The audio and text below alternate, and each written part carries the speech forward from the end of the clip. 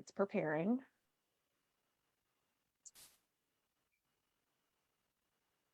If you dance for it.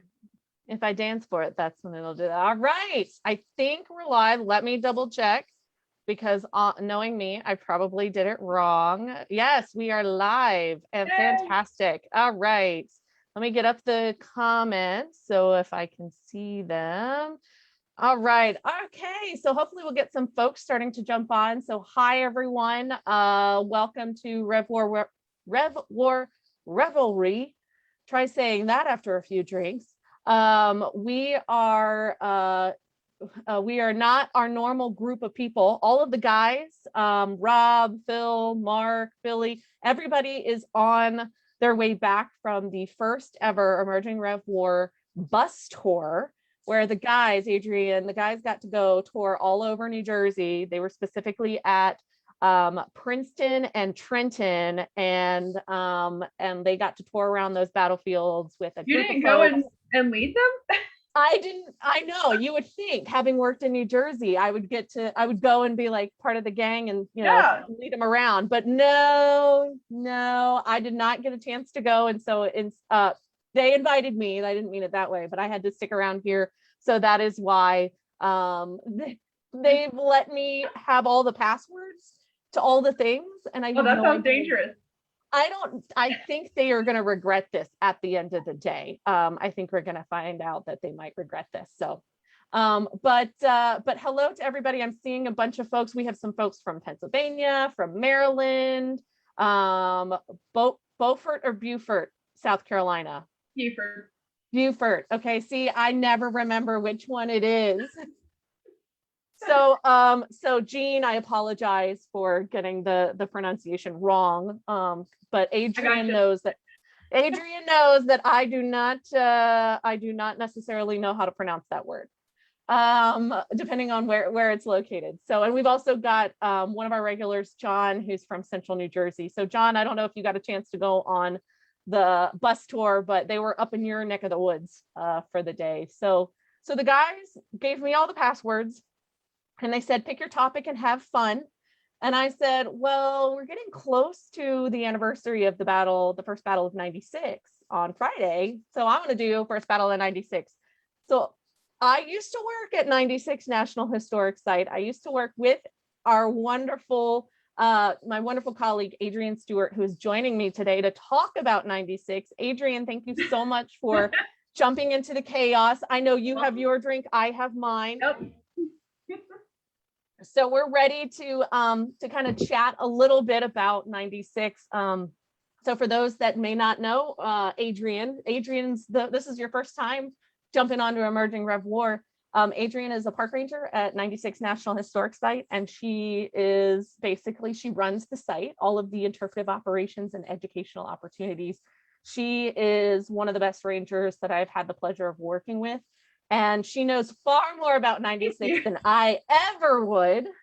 And so I'm very excited that she joined me today, because I certainly want to pick your brain a little bit, Adrian, and talk a little bit about what's going to be the National Park Service's first 250th event in the Southern colony, the Southern state, in just a couple of years. Yeah, that's kind of scary. Are you ready? Sure. Getting there. Okay, good. Well, I've penciled it in on my calendar. For those of you that don't know, the first battle of 96 was several days long. It was November 19th through the 21st, 1775. And so I think Friday's the 246th anniversary. That sounds right. Yes. So we have 4 years. Yeah. So 4 years. Yeah. No pressure. But it looks like we're getting folks commenting. They're from Oklahoma, New York, some more New Jersey. So New Jersey representing. So Adrian, to get us started, how long have you been at 96 National Historic Site as a park ranger there? Can you believe it? It was 7 years, 2 weeks ago. 7 years, 2 weeks ago. Oh my God, no way. 2014. Oh, wow. No way. It feels like probably it was yesterday. Yeah. that you started, and now you've been there going on 7 years. And you worked at other National Park Service sites before coming to 96, right? Right. Yeah. I Okay. was Where did you in work? Arizona for 2 summers, and then I did SCA at Fort Sumter. Oh wow. Oh, okay, Fort Sumter. Okay, so you've been around the historic site block a couple of times. Oh yeah. I mean, grew Okay, up not far from Kings Mountain. Worked there in high that's school. right. That's right. So you're originally from South Carolina. Yeah. So you grew up knowing all the South Carolina history. Kind of. My dad was a big Revolutionary War buff. He dragged us Okay. everywhere. So Okay, so you were indoctrinated very yeah. early on. I am sure there are folks who are watching us right now who have similar stories of parents, and that their parents now dragging their kids to Rev War sites. And yeah, that's certainly a common occurrence among When you among us nerds. grudgingly say, thanks, Dad. Thanks, Dad. Thanks, Mom. Appreciate it. Well, that's awesome. I'm so excited to talk 96 because of the anniversary, but also just because of I don't think it gets enough attention Yeah. in the grand scheme of Rev War. I think anybody who has seen me doing emerging Rev War talks and writings before, they know that I'm like Southern Campaign. I am the big proponent, even though I talk New Jersey sometimes. I am 100% like all about getting the news and the information of the Southern Campaign out there. And 96, I think, doesn't get a lot of the attention that I think it really deserves. Yeah. So I'm excited to talk about it. So can you start us off by telling us a little bit about like 96 as a town, and what life was kind of like there? Like, we know it was in the back country, but what does that actually mean leading up to the 1770s? So the back country is almost anything that was, or pretty much anything that was farther than, I think it's 50 miles from the coast. 96 far exceeds that. And it was located at crossroads, which is why a lot of our events are crossroad oriented, and other things. But the Charleston and Cherokee path went through there, which was one of the main driving forces for the settlement of the town. And then by 1750s, 60s, you're really starting to get a true settlement coming. You've got in the 1760s the Regulator Movement, which is a part of history that often gets overlooked. It's a very interesting part of history because it kind of does lead up, to how things play out in the Revolution. Basically, the short and sweet of it is that the residents in the backcountry they feel neglected pretty much. They're paying these taxes, but they're not receiving anything for them, especially schools, and probably most importantly is courts, jails, law. Oh, like the justice kind of right. Setup. Everything is in Charleston, and that's it's 6 days by horseback. Yeah, so, that's a ways. Yeah, and if you don't, you don't know that you're going to have your stuff settled the day you get there. You might be there for a couple days, a couple weeks. So it's not a simple task of just going to court. So there's no sheriff, no law enforcement, and it's really the Wild West with outlaws and bandits. And so the regulators form their vigilante group and decide to basically, if nobody's going to provide us with law, we'll create it ourselves. It eventually results in the backcountry and actually the division of the colony into 7 different jurisdictions, judicial jurisdictions, with 96 being the farthest west, and the town of 96 becoming the district seat. And when those are formed, each district will get a jail and courthouse and a sheriff, and they'll do the circuit court, with court being held twice a year in the backcountry.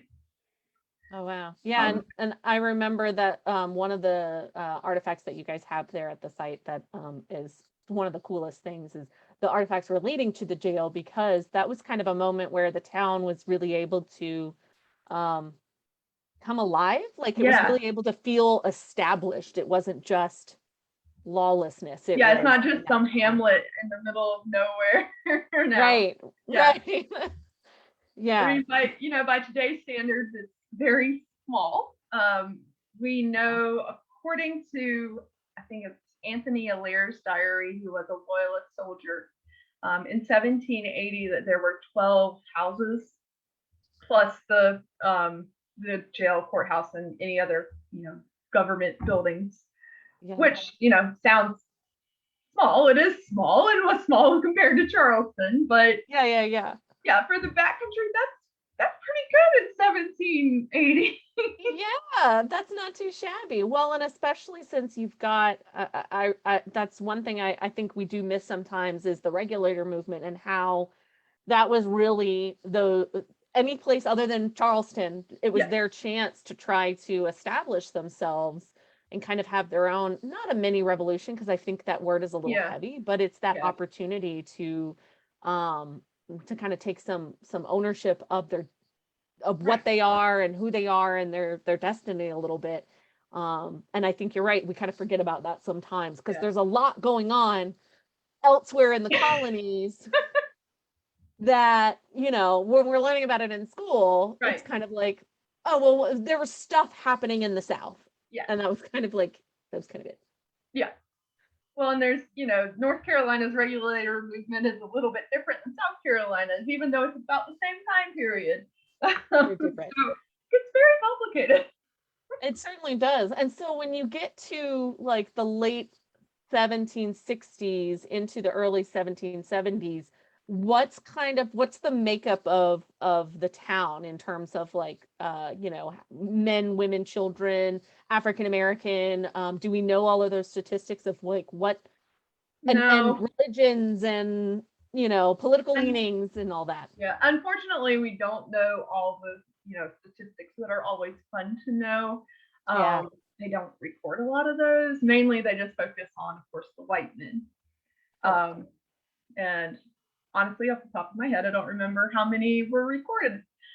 That is okay. I know that was a throw it out there kind of question, but it's a small, but it's a lively town. Like there's activity going on. Is the trading still taking place at that point in time? Yeah, Robert Gowdy's trading post is still, as far as we know, alive and going. He probably died sometime in 1774, 1775.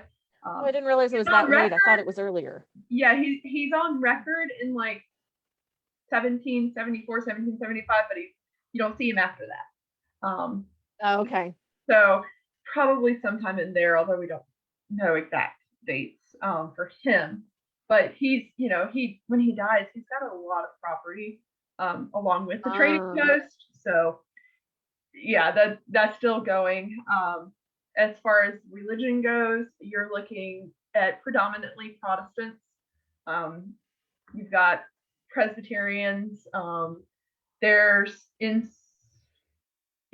just in that 96th district as a whole, which that can sometimes get confusing for people, having the same name. But yeah, it's just, right. It's not just 96 isn't just the town. It's this larger landscape that that folks find themselves in. It's not just basically it was Spartanburg, that's Spartanburg County, parts of Cherokee County, like all of that area up there, down to Newberry, and then over to almost Augusta until you got to what was the Cherokee territory. So it's a massive area.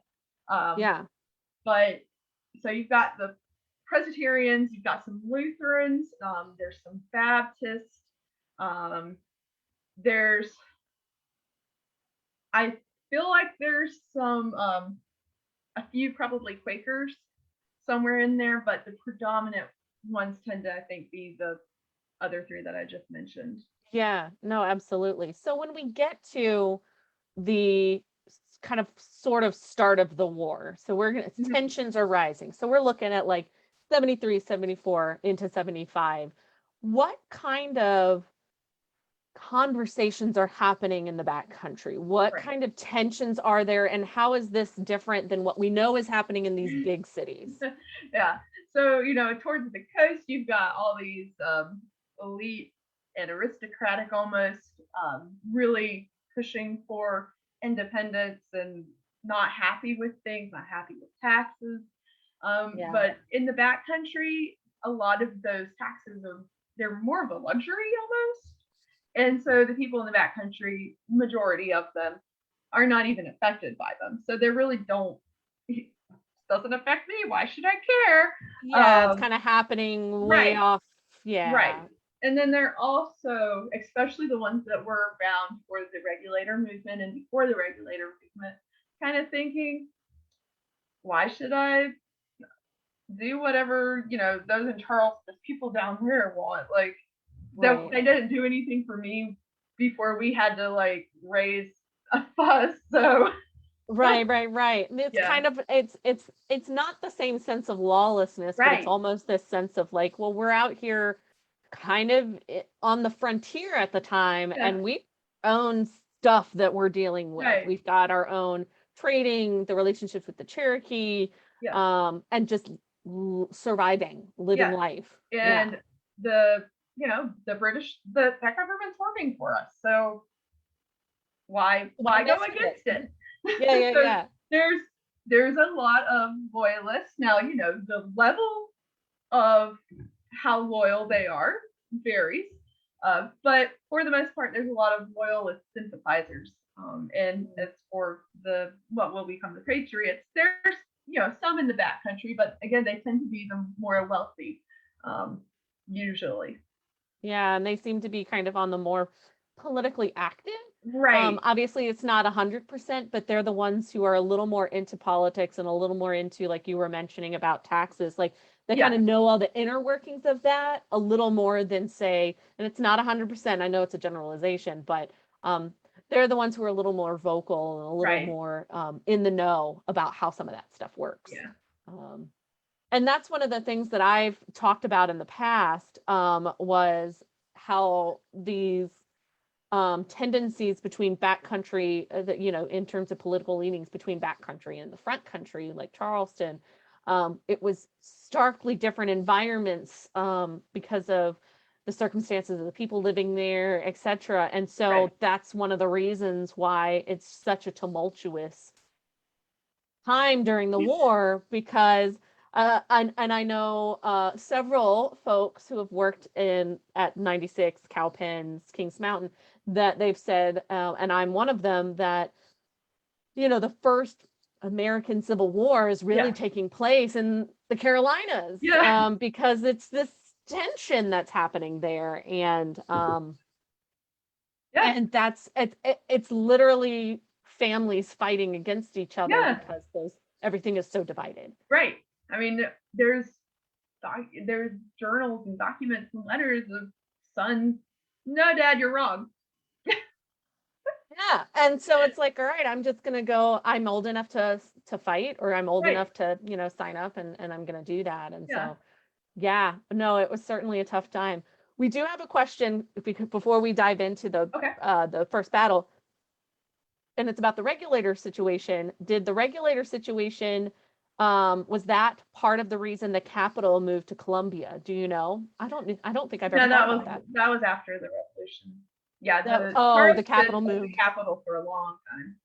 Okay. I couldn't remember when it changed, but yeah. I don't remember the exact date, but it's like somewhere in the 1800s, I think.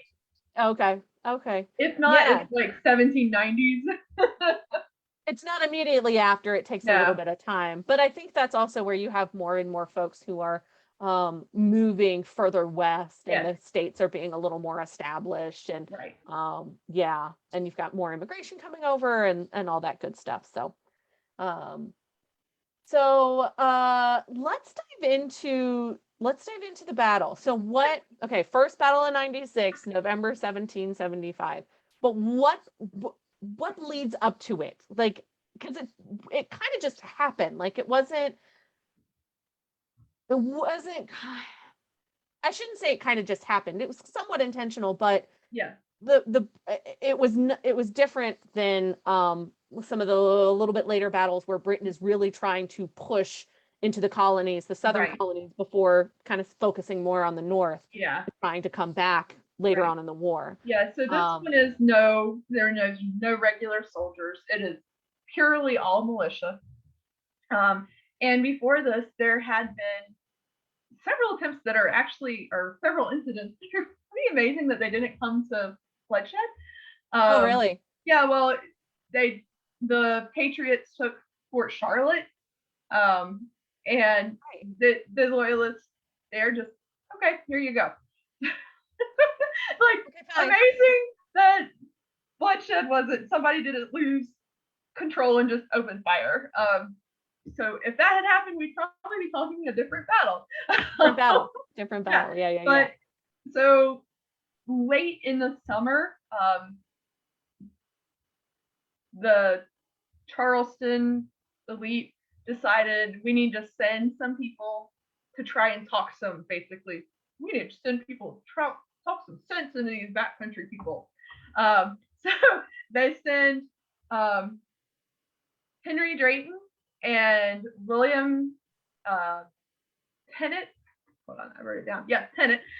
And then Oliver Hart. Tennant and Hart were both preachers. And Drayton, of course, was an extremely elite Charlestonian. So that name's familiar for a lot of people, I'm sure. Yes. They send him to the backcountry, and sometimes they're traveling together, sometimes they're separate. They're trying to canvass the backcountry and convince people. You need to side with the Continental Congress, with the provincial Congress of the state. Basically, they know what's best. This is why. Yeah. Some people take it and okay, yeah. But according to, if you read Tennant's journals, which they are online, I think the University of South Carolina has them online. Probably the archives department too. But if you read them, it's kind of interesting to read, certain places. Yeah, this went well. This did not go well here, though. And they really are finding that mix of, like, as they're going around trying to be like, no, seriously, this is what we think you should do. They're getting, this is kind of generalizing it, doors slammed in their face almost in some instances. And in others, it's, yes, please come in. Drayton kind of almost loses his patience and loses his temper. Oh, and no. He starts deciding, you know what, we're going to arrest people and all this stuff. And he doesn't actually usually go through with it, but it doesn't look good. And he's starting to rub some people the wrong way. Yeah, like, you probably shouldn't do this if you're trying to get people to join you. So after they leave, they head back, start heading towards Charleston. On the way, they stop at the Congaree, and there they meet up with some Cherokee.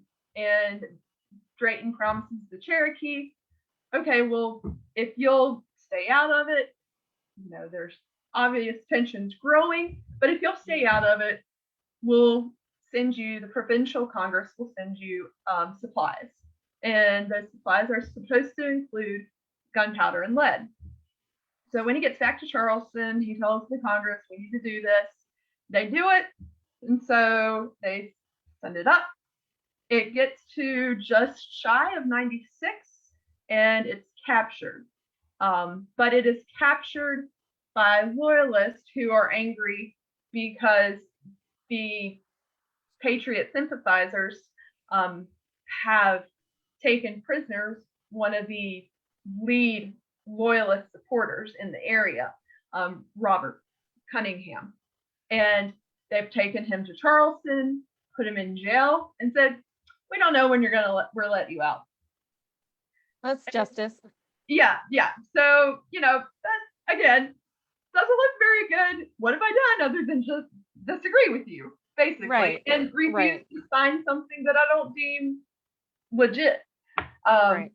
So his brother Patrick Cunningham gets together a group of men, and they come across that wagon train and capture the supplies. Realize, hey, there's lead and black powder in here. So they start spreading the rumor that that's supposed to be used for a massacre against the loyalists. Oh, And wow. yeah, so the rumor spread.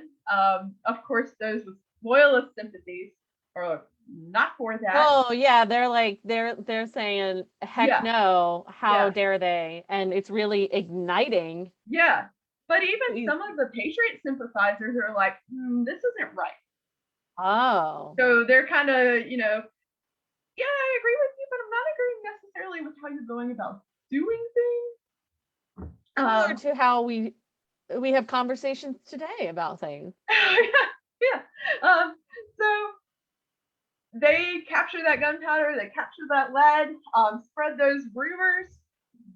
The loyalist support starts growing. The wagon driver heads to some patriots, says, "This is what happened." Patriots are like, "Oh no, that's not gonna work," and so they start gathering at the Long Caves, which is kind of in that Edgefield area now. If anybody knows South Carolina, I know a lot of people don't, but if you do, so they start gathering under Andrew Williamson and the Patriots.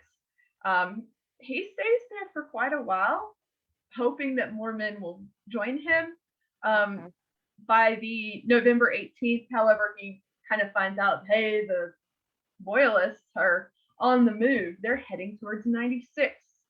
And he only has he's short of 500 men. He'll be joined when he gets to 96 by a few more, to round it out to about 500. So he gets marching to 96, gets there on November 19th, early in the morning, probably before the sun rises. I wouldn't be surprised. Wow.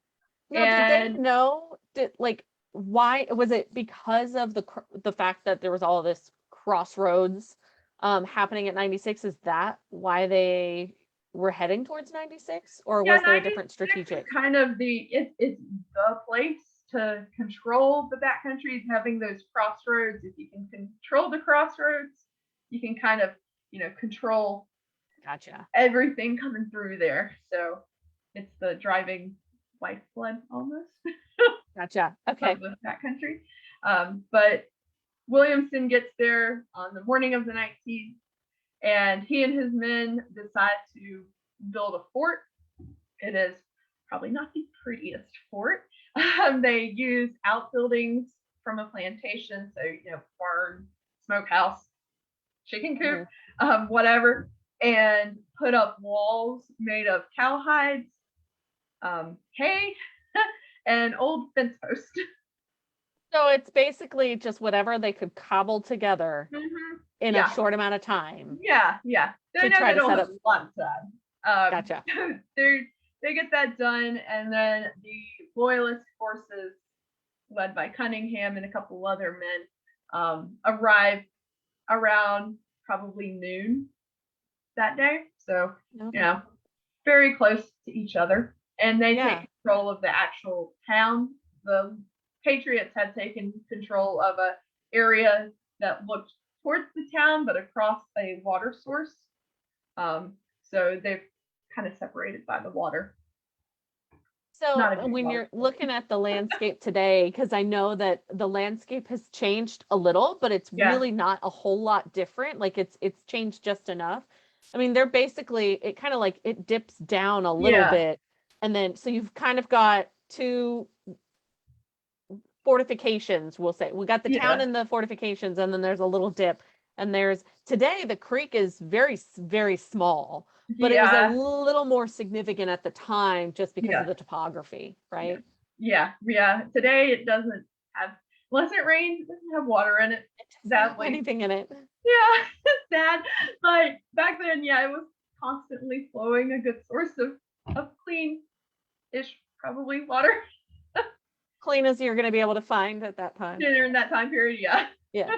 So the number of forces on each side. So we've got Williamson, he has about 500, and then Patrick Cunningham has between 1,000 and 1,500.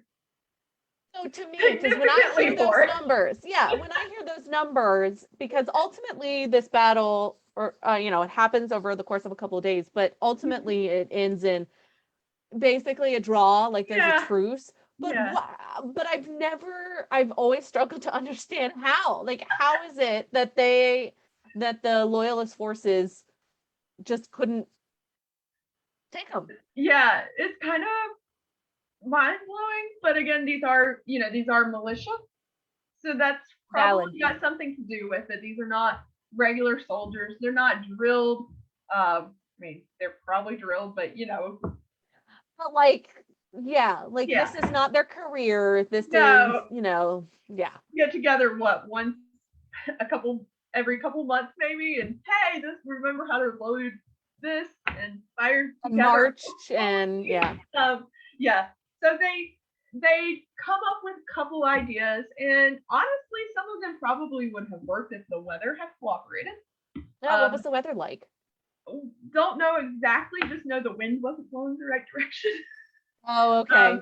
That's right, because they were trying to get some cover with the smoke. Okay, yeah. And then they tried to set it on the field on fire, hoping that not only would it provide smoke, but it would maybe reach the fort and catch it on fire, but it goes the wrong direction. So, good try, I guess. So they gave it a shot.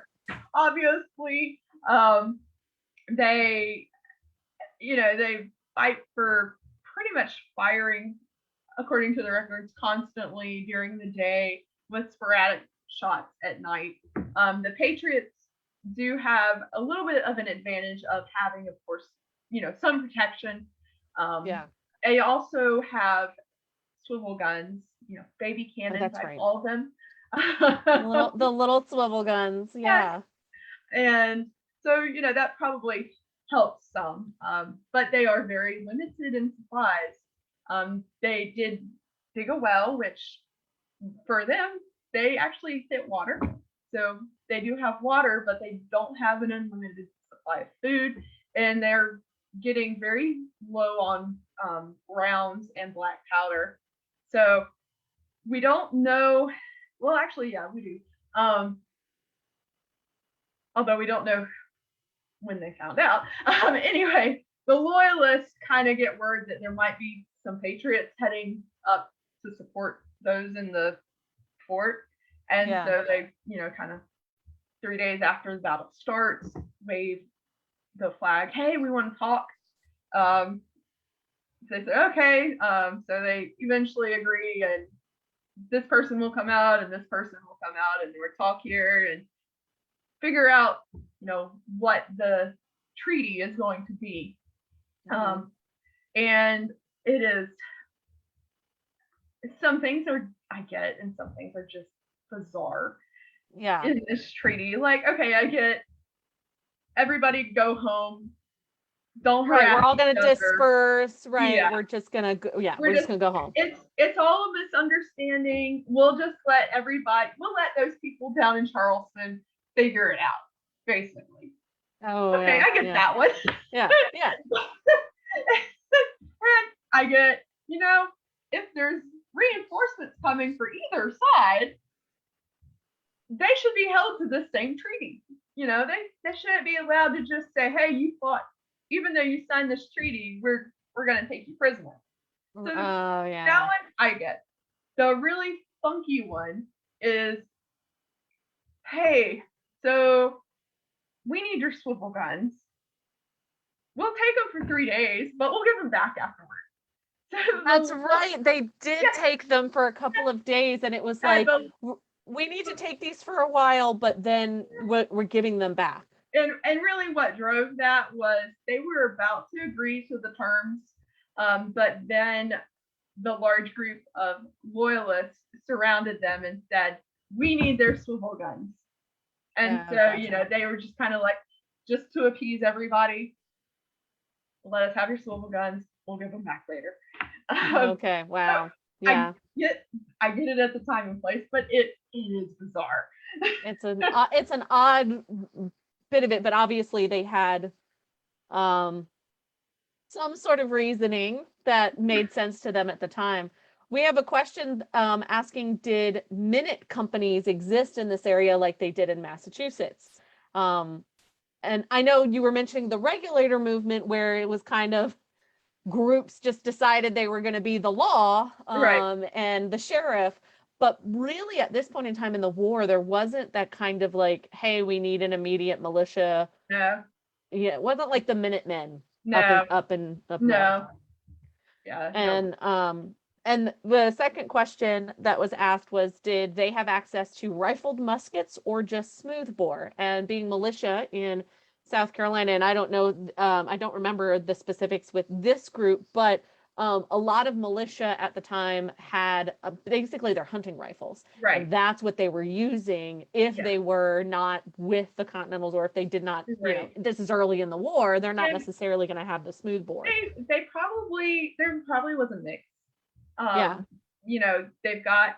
They're in the backcountry, they're hunting, most likely for some of their food.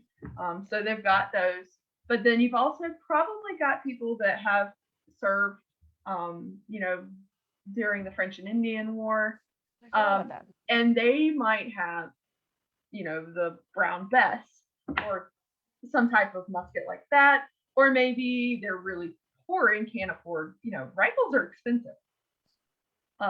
So they may have gotten an old brown vest that somebody sold, and that's what they're or even like a Dutch musket, different versions of muskets, or not a howitzer, that's a cannon. But I see what you mean. Like there's different, basically different models that they could have. Yeah. And another question kind of tying back into the militia idea, did they have militia groups that could be called upon for defense against Native Americans? Because 96 is at that frontier, and before the Rev War happens, there's French and Indian War stuff going on. Yeah. In addition. They did. However, with the tensions and things, you start getting those militia groups splintering. And originally might have been part of this militia group, but half of us side with the loyalists and half of us side with the patriots. So they start forming basically new militia groups. They kind of take what they had been, disband and reform depending on what loyalty they end up. Yeah. And the swivel guns, this is not a question that's in the chat. This is the question for me. Where did the swivel guns come from? I think those came from Fort Charlotte.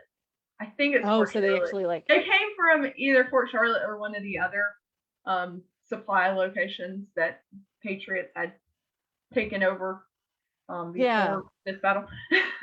And for those that may not know about swivel guns, I mean, they really are tiny. I mean, they're tiny. I think the one that you guys have at 96, I mean, it's the one we fire is a half a pound, but but that's a really small one. I think most of them were probably closer to a pound. Just to a pound. Yeah.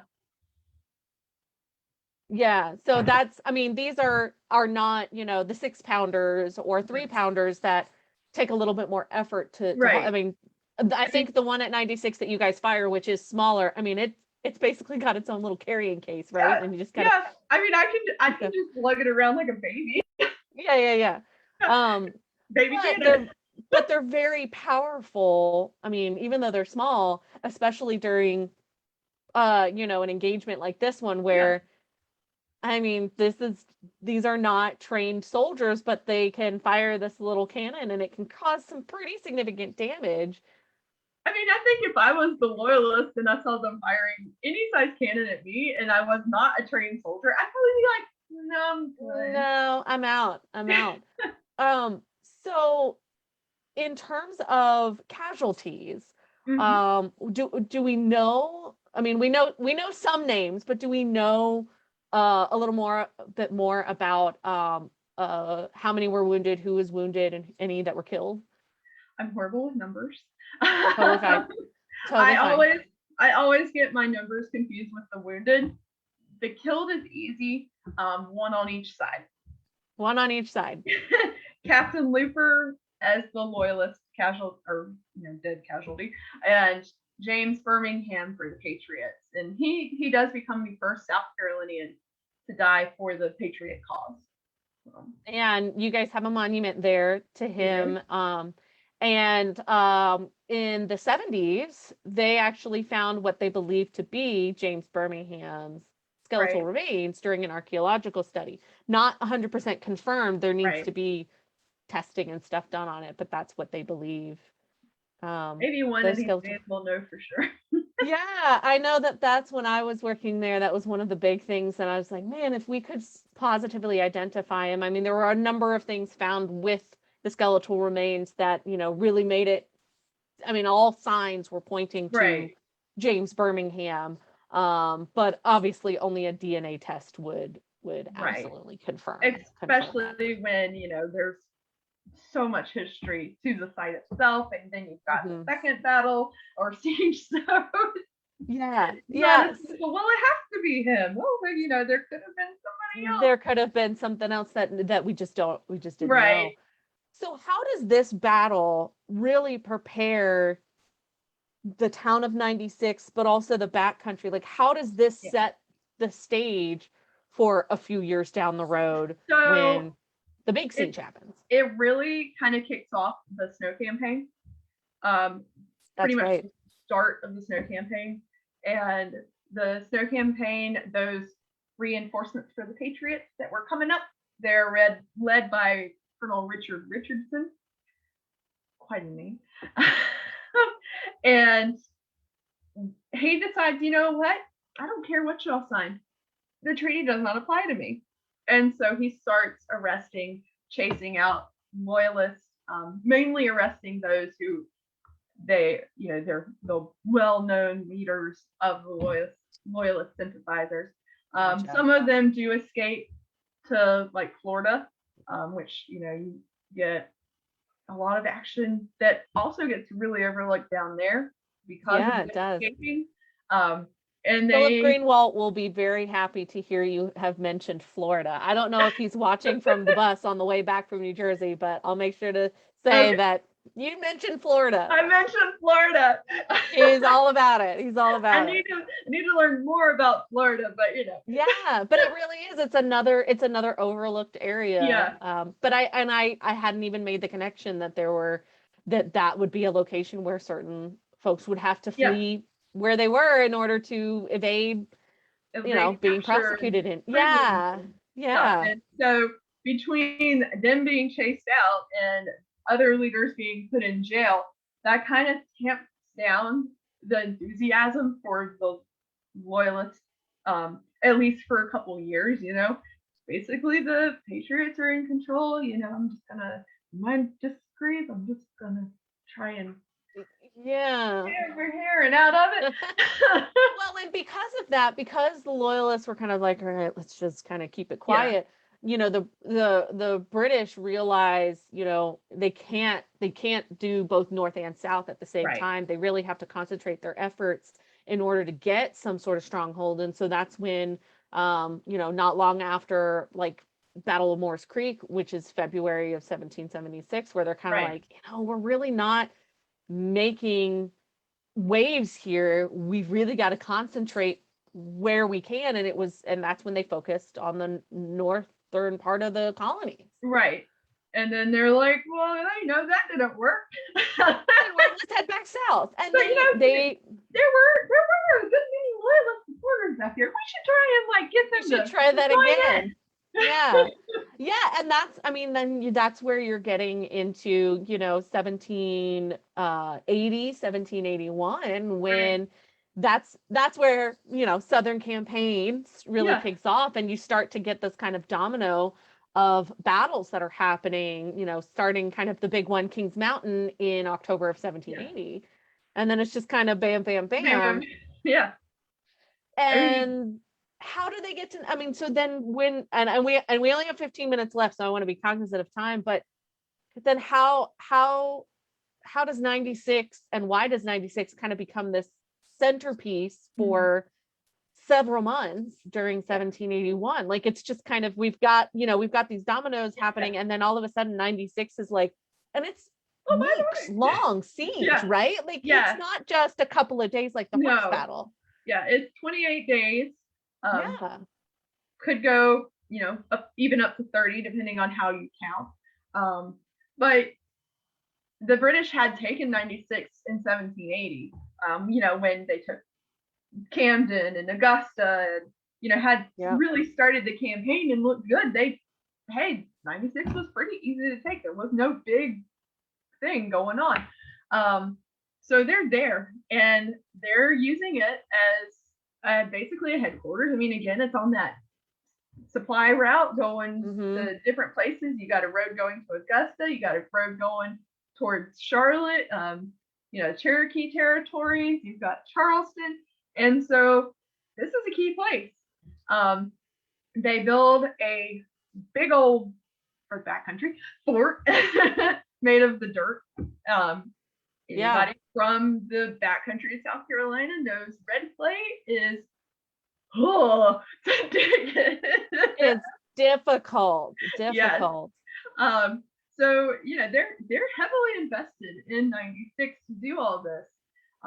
After Kings Mountain and Cowpens and Guilford Courthouse, they've lost a lot of ground. And so when Greene comes down from Guilford Courthouse, Nathaniel Greene, he looks and says, I need to finish basically taking the backcountry of South Carolina. At that point, the main sections of the backcountry that remain in British control are Augusta and 96. And so he sends Light Horse Harry Lee to Augusta, and he goes to 96. And along with his engineer, Thaddeus Kosciuszko. Cannot say his name. I am not. No, I do not. Adrian, that's another name that Adrian knows. I cannot say. I can't, because Kosciuszko. Am I close? That was almost there. I know. Everybody knows. I cannot say that. I cannot say his name. He's a fascinating character, and I would love to at some point have a conversation just about him. But yeah, he's fascinating. But they decide, okay, there's this town basically kind of in the center-ish part of these fortifications. There's a big old fort over here. There's a smaller fort over here. What do we do? Thaddeus decides, set siege. Go traditional, attack the strongest fortification. If it falls, everything else will fall. Bam, bam, bam. So they start digging, and as they get closer and closer, of course, they kind of, can't get much closer. What do we do now? And so Thaddeus decides, the Mayhem Tower thing kind of worked. Let's try that. So they're trying all these different things, and it's taking time. Yes. And they do that. And it works for what it's supposed to do, but he also decides, we should dig under the fort and blow it up, which just reminds me so much of battles in the Civil War. That's valid. Yeah. And so they start digging, but again, it's this red clay that is it's very difficult. He calls it soft stone, which I think has got to be the most accurate description of the clay in this area. And they just run out of time. And so 28 days in, Greene, finds out that there's reinforcements under Rawdon coming up from Charleston, and you don't want to be the cream in the Oreo cookie. Yeah, no. So he gets out of there. It's so and I've worked there for several years, and I've told these stories, and I've been a part of these conversations, but it kind of just struck me just now for some reason that this poor town is like it's not just one, and this port area, like it's not just one battle, but it's two. Yeah. One at the beginning, one nearing the end, and it's just like how much havoc that wrought on the people of this area. And it's, the first battle's a couple of days, but the second one is a siege, and it's gotta be, it's just gotta be overwhelming. I just try to think, okay, if I was a loyalist sympathizer as a woman at my age, I'd probably have a couple kids. Yeah. Be married. My husband might be around, but he's probably off fighting somewhere. Mm-hmm. I got all these kids running around, and I'm stuck in this little section of Earth with all these other people. Mm-hmm. And there's bang, bang, boom, boom, like all this noise going on. It had to have been really difficult. And I think that's where 96 has so much more to its story than, the one that everybody seems to know, which is the siege. But there's so much rich history with the town. Obviously, there's only so much that we know. Like you were saying, records just don't necessarily exist of every single specific person who lived there.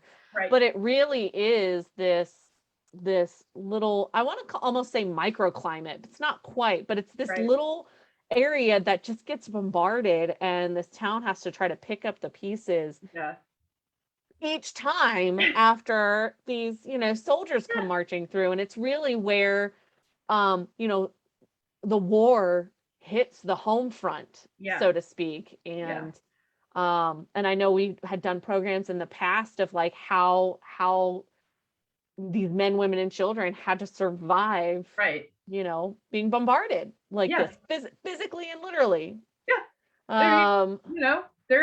They're just as much in danger as any soldier. They're getting, you start lobbing flaming arrows and all kinds of projectiles. And what happens? So what happens after the war to the town? Like the town. So it was burned when the loyalists finally get the message that y'all need to get out of there. Even though they were able to keep the fort, they less than a month later, leave it and abandon it and burn everything they cannot take with them. That will burn, of course. Thankfully, the one good thing about red clay, it does not burn. The ground itself is okay. And and that's actually what I love most about 96 is the earthen fort remains that are still there, because it is if not the best, it's one of the best preserved earthen forts from that time period. And you can go out, and it's not however 12 feet tall or whatever the size originally. It's not that big anymore. But it is kind of neat to see how the battles have impacted the landscape. And you guys have it just finished up a couple of years ago, reconstruction of the Williamson Fort from the first battle, correct? And it probably looks more like the Holmes Fort, which was from the beach, since it's, actual stockades. Little more formalized. But that's the location of the original, of both that one and the second. As close as possible. So with our last few minutes, I'm going to see if anybody has any questions. Our last few minutes, what can you do at 96 now? Like if any of these folks, I saw a couple of comments of, I really have to go tour some of the Rev War sites in South Carolina. Like what is there to do? Because 96, you have to want to visit 96. You cannot just stumble. I've locked all of my cats out of the room because I knew they would be.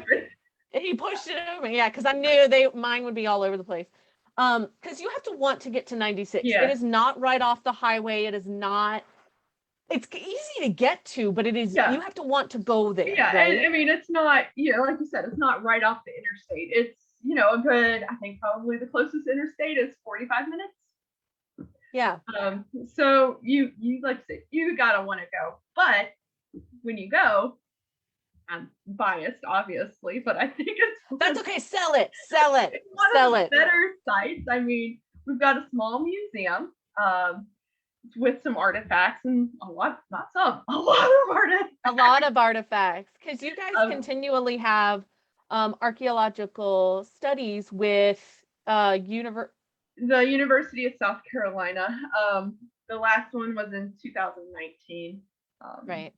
Don't know when we'll have one next, but that's okay. But you're consistently doing research and showing off some of the collection in the museum, and of course folks can go and walk around and see. The trail is a really nice trail. It's 1 mile. It's not too crazy, it's not flat, but you'll go by the Star Fort, the original fort. You'll go through where the town once stood, and then come up the hill and hit Holmes or Williamson's Fort, depending on what you want to call it, and then come back around. It's, like I said, a nice 1 mile loop. If you're a little bit more adventurous, you can go off on the Gouty Trail and see where the trading post was. There's some other historic sites that are marked along that trail. And you can also do the Cherokee Trail, which is, maybe not exactly where the Cherokee Trail was, but it's a good guess as to where that trail that led to Keowee for the trading was. And that goes to the Star Fort Pond, which was built in, I believe, the 1950s, somewhere in there, by the mill that once was in the town. And it's still used for recreation today, not swimming, but in the summer on certain days you can fish there, as long, of course, as you have a valid fishing license. And I'm also slightly biased because 96 is just a really cool site, and for being, I think one of the assets of it is the fact that it is not right off the highway, and so it is you guys have been able to preserve and maintain these sites, and do some archaeology and do some research, and so because it's kind of off the beaten path, you kind of been able to preserve some of that stuff, and that's what's really cool. And so it's certainly a wonderful little site to add to your itinerary. And Mike asks, when would be the best time of the year to visit 96? I would say spring or fall. Do not go in July or August. So the siege happens in May and June, and I'm like, I wonder if they were like, all right, guys, it's about to be August in July or August in South Carolina. Let's please leave. So I'm imagining that's why they left. But yeah, I would agree. Spring and fall. Spring is beautiful there, and I love the event that you guys have in April. This year, fall has been amazing. I have not seen this many colors in a long time, and the temperatures have just been constantly nice. Well, now you're making me need to come back and visit, so I'm gonna make that happen. And are there ranger-led tours? Well, I know that things have been a little iffy, obviously, with COVID last year, and things are open back up, but obviously you're still impacting operations a little bit. So ranger-led tours, are those something you guys are back to doing? I'm hoping that we can get back to those a little bit more regularly, maybe in the new year, hopefully. Fingers crossed. Okay, great. So everybody should check the website, and they do have a Facebook page, so like and follow their Facebook page, and then of course their website will have information relating to tours or special events. Are you guys doing anything next weekend for the 246th anniversary? We're having a small event for the 246.